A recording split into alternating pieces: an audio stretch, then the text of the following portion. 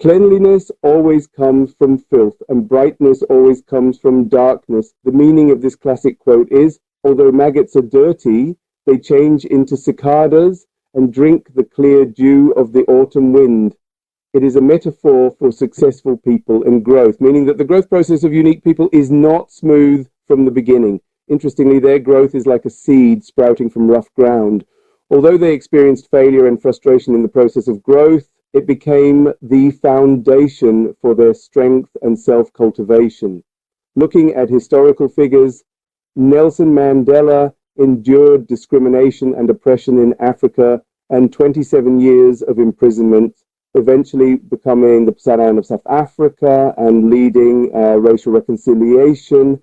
Helen Keller also suffered from a high fever and lost her sight and hearing. But despite the difficult circumstances, she never gave up her passion for learning and grew into an educator and social activist.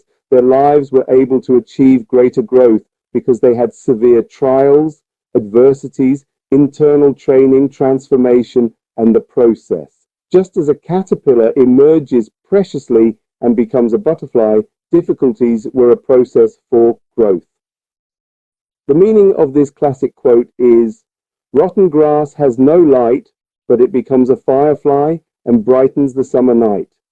It means that even if it is weak at first, it can change into a noble being as it grows. The same goes for human personality. It means that it takes time for it to become pure and noble through cultivation and enlightenment. A child who wanders during the resistance period can become responsible and considerate as he grows up.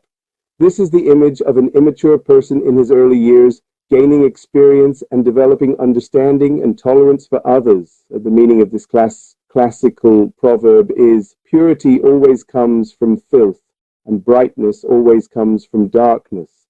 This is because the person's personality is purified through suffering and trials, and becomes clear and pure through partial reflection. Why is that? First, suffering shatters the illusion of the self. Suffering forces us to face a reality that we cannot control and removes the masks of pride, prejudice, and greed that we have created. We may normally live under the illusion that we are right and special, but trials shatter such illusions and force us to face our limitations and true selves. Through this process, people become humble and have pure hearts. Second, trials empty the mind. Trials are like fire that burns and extinguishes useless desires, anger, and anxiety. In the process, the dregs of the mind are cleared away, and only what is truly necessary remains. In Eastern philosophy, this state is expressed as, when the mind is empty, it becomes bright. The reason why the personality becomes clear is that the complex and dark mind is organized in pain, and the original clear mind is revealed. Third, it is because partial reflection expands into the whole. A small reflection in trials opens a new perspective on one's entire life. The question, why did this happen to me? It transforms from a self-centered life to an altruistic and mature human relationship. This leads to moral purification, the expression of wisdom and spiritual growth, and becomes the foundation of a clear and pure personality. A historical and philosophical example is Lao Tzu had said, after great breaking comes great flexibility. Schopenhauer said, suffering is what makes humans most philosophical. Dostoevsky was a man who experienced imprisonment.